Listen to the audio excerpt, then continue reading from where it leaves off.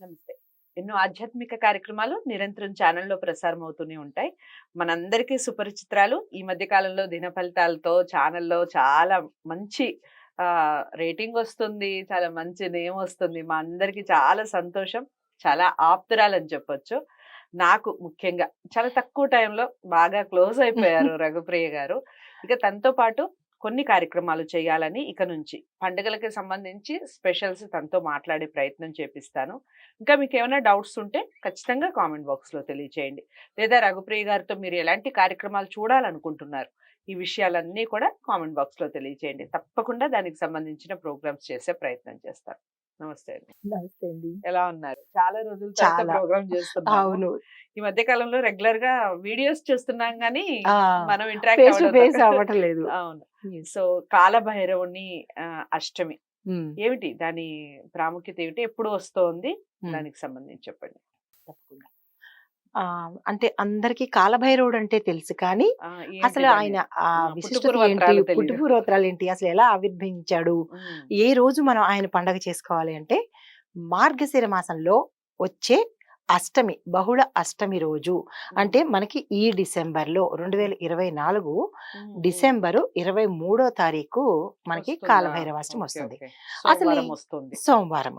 అయితే అసలు ఈ కాలభైరవుడు ఎవడు అనేది మనం ఇప్పుడు పరిశీలన చూస్తే, అవును. మనకి హిందూ ధర్మంలో విష్ణుమూర్తి, బ్రహ్మ, శివుడు, హ్మ్. అమ్మవార్లు ఇలాగా ప్రతి ఒక్కళ్ళు దేవీ దేవతలు ఉన్నారు. ఉంటారు. అయితే వాళ్ళ అంశంతో పుట్టిన వాళ్ళని కొంత తక్కువగా మనం గుర్తిస్తాము. రైట్. కానీ అందులో ఈ కాలభైరవుడికి చాలా ప్రాశస్త్యం ఉంది. అయితే ఈ కాలభైరవుడు ఎవరు? ఎవరి అంశతో పుట్టారు అంటే, మహాశివుడు యొక్క అంశతో ఈయన జన్మం జరిగింది. ఓకే. అది ఎప్పుడు అంటే ఇందాక అనుకున్నట్టుగా బహుళ అష్టమి రోజు ఆయన పుట్టాడు.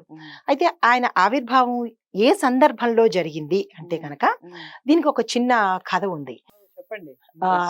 ఏంటంటే ఒకరోజు స్థితిలయకారకుడు, నెక్స్ట్ సృష్టి స్థితి కారకులు మనకి బ్రహ్మ, విష్ణు, మహేశ్వరులు ఉన్నారు కదా. అయితే బ్రహ్మకి 5 ముఖాలు ఉండేవి. అయితే 5 ముఖాలు ఉండడంతోనూ ఆయన సృష్టికర్త అయ్యాడు. అయితే ఒక రోజు ఏమనుకున్నాడంటే, శివుణ్ణి దూషించాడు. నేనే గొప్ప, నేనే సృష్టి కార్యాన్ని నెరవేర్తిస్తున్నాను, నేనే కనుక పుట్టించకపోతే ఇంకా విష్ణువేంటి, శివుడేంటి అని శివుణ్ణి దూషించడం మొదలుపెట్టాడు. శివుడు భరించాడు. ఈయనకి అహంకారము తలకెక్కిపోయింది. తలకెక్కిపోయేటప్పటికి ఇంకా లాభం లేదు, దండన చెయ్యాలి అనుకుని, అప్పుడు శివుడు కోపంలోంచి ఉద్భవించిన వాడే కాలభైరవుడు.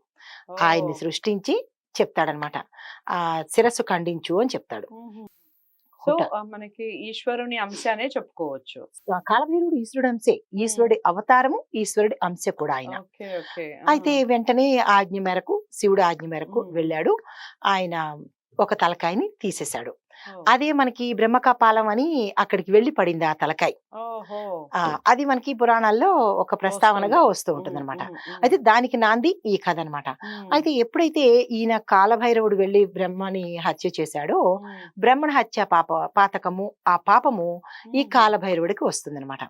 అప్పుడు ఈయన ఏం చేస్తాడంటే, కాశీకి వెళ్ళి అక్కడ ఈ బ్రహ్మహత్యా పాతకాన్ని నువ్వు నివారించుకో అని చెప్పంగానే, అదే ఉగ్ర రూపంతో, అంటే కోపంతో శివుడు వల్ల పుట్టాడు కాబట్టి ఈయన కాలభైరవుడు ఉగ్ర రూపం అనమాట.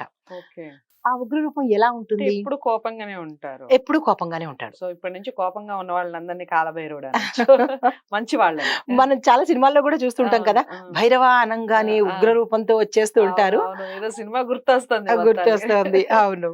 అయితే ఇలాగా ఆయన రూపం ఉంటుంది. ఆయన ఆకారం ఎలా ఉంటుందంటే, ఎర్రని కళ్ళతో, చెవి పోగులు నాగులన్నమాట. 2 చెవులకి నాగులు చెవి పోగులుగాను, ఇక ఏ వస్త్రధారణ ఉండకుండా శునకాన్ని ఆయన వాహనంగా చేసుకుని, ఒక చేత్తోనేమో మండుతున్న ఇది పట్టుకుంటాడు, కట్టె లాంటిది. అది ఇప్పుడు ఒక్కొక్క దాంట్లో ఇప్పుడు మనకి 8 అష్టభైరవులు అంటారు, 8 భైరవులు ఉన్నారు. కానీ ఈయన యొక్క అవతారాలు 64 అవతారాలు. అందులో ప్రథమంగా అష్టభైరవులు అంటారు. ఉగ్ర భైరవుడని, కాలభైరవుడని. అంటే కాలభైరవుడు అంటే కాలానికి ప్రతీక. ఈయన దేనికి అంటే దుష్ట శిక్షణ కోసము, తరువాత సమస్యల్ని దూరం చేసేవాడు, పరమ దయాళు కూడా ఆయన. చాలా ఆయన భక్తులకి ఆయన వరాలు ఇచ్చినట్టుగా నిజంగా ఎవరు ఇవ్వరేమో, అంత తొందరగా ప్రసన్నమైపోతాడు ఆయన. దీని గురించి పూర్తి డీటెయిల్స్ తెలుసుకోవాలి ఇక. చాలా అంటే ఏ సమస్య అయినా ఉన్నా కానీ, గ్రహ దోషాలు కానీ, రాహుగ్రహాల దోషం కానీ, లేదా శని బాధలు కానీ, ఇలా ఏ బాధలు ఉన్నా, దరిద్రంతో కానీ, శత్రుపీడ ఎక్కువగా ఉంటుంది. అలాంటి వాళ్ళు కనుక ప్రతిరోజు కనుక కాలభైరవాష్టకం కనుక పఠించినట్టయితే విశేషమైన ఫలితము, ఐశ్వర్యం కూడా ఇచ్చే ప్రదాత ఆయన. అంతటి చాలా మహిమ కల సౌమ్యుడు కూడా. ఎంత కోపంగా ఉంటాడో అంత సౌమ్యుడు. ఇప్పుడు కోపంగా ఎవరి మీద ఉంటాడు? ఎవరైతే దుష్టులో వాళ్ళకి ఆ రూపంలో కనపడతాడు. తన భక్తులకి మాత్రం చాలా సౌమ్యంగానే కనపడతాడనమాట. అయితే ఇది అంటే మనకి పురాణంగా అంటే చెప్పుకున్న ఒక కథ. అయితే ఈ కాలభైరవుడు ఎక్కువగా ప్రసిద్ధి చెందింది వారణాసిలో మనకి క్షేత్ర పాలకుడుగా శివుడికి ఉంటాడనమాట.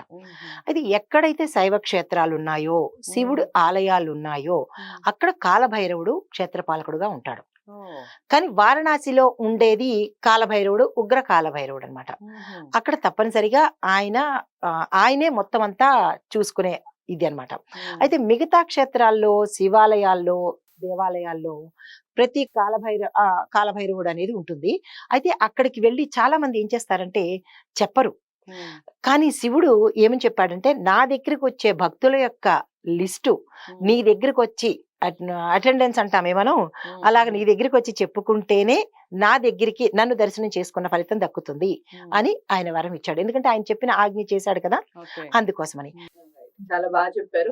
ఇక కాలభైరవునికి సంబంధించి ఇంకా పూర్తిగా తెలుసుకోవాలి. ఎలా అంటే కాలభైరవుని అష్టకం ఏ విధంగా చేసుకోవాలి, ఎన్ని రోజులు చేయాలి, అలాగే కాలభైరవుని పూజా విధానం ఏ విధంగా ఉంటుంది, దీనికి సంబంధించిన వీడియోస్ కూడా చేసే ప్రయత్నం చేస్తాను మన రఘుప్రియ గారితో. తప్పకుండా వీడియోని లైక్ చేసి షేర్ చేయండి, ఛానల్ ని సబ్స్క్రైబ్ చేసుకోండి.